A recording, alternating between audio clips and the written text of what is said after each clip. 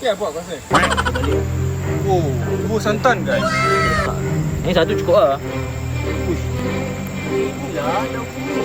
Wait last. Tapi aku dah bunyi berapa? Betul.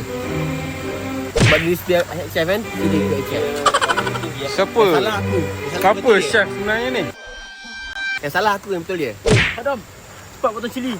Kenalkah kamu pada si kadam tua itu? Apa? Bagi 3. Siap ni guys.